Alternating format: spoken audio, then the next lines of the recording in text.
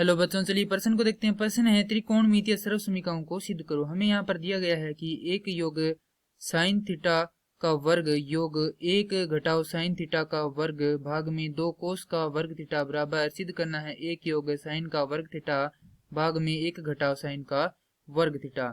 तो प्रश्न को आगे हल करें उससे पहले जो प्रश्न की मुख्य अवधारणा है उस पर विचार करते हैं। तो इस प्रश्न के लिए जो मुख्य अवधारणा है वह हो जाएगी त्रिकोणमिति, अर्थात हम यहाँ पर यह देखेंगे कि त्रिकोणमिति क्या होती है। तो त्रिकोणमिति तो यहाँ पर हो जाएगा किसी त्रिभुज के कोणों तथा भुजाओं में संबंध का अध्ययन त्रिकोणमिति कहलाता है। अब हमें दिया गया है एक योग साइन थीटा का वर्ग योग एक घटाव साइन थीटा का वर्ग भाग में दो गुना में कोस का वर्ग थीटा। तो ये है हमारे पास बायां भाग। इसे हम सिद्ध करेंगे किसके बराबर, दाएं भाग के। और ये हमारे पास दायां भाग है और ये बायां भाग है।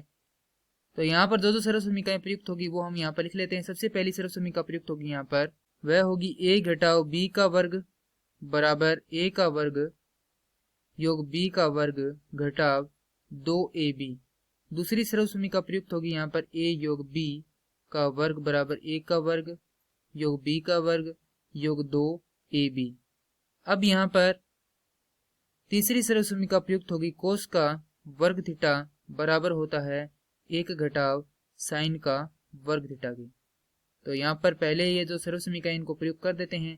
तो यहाँ पर आएगा एक का वर्ग एक होता है योग साइन का वर्ग थीटा योग दो गुना में साइन का वर्ग थीटा, माफ कीजिए साइन थीटा, योग यहाँ पर आएगा एक घटाव दो साइन थीटा योग साइन का वर्ग थीटा भाग में यहाँ पर आ जाएगा दो कोस का वर्ग थीटा। अब यहां से हम देखें तो दो साइन थीटा से दो साइन थीटा कट जाएगा और यहाँ पर बचेगा दो योग दो साइन का वर्ग थीटा भाग में दो गुना में कोस का वर्ग थीटा। तो यदि हम यहाँ से देखें तो हमारे पास दो क्या आ रहा है, उभयनिष्ठ आ रहा है। तो दो से दो क्या हो जाएगा, यहाँ पर कट जाएगा। तो अंदर बचेगा यहाँ पर केवल एक योग साइन का वर्ग थीटा भाग में कोस का वर्ग थीटा। कोस के वर्ग थीटा को हम लिख सकते हैं एक घटाव साइन का वर्ग थीटा। और ये क्या करना था, हमें सिद्ध करना था, क्योंकि ये क्या है, दायां भाग है।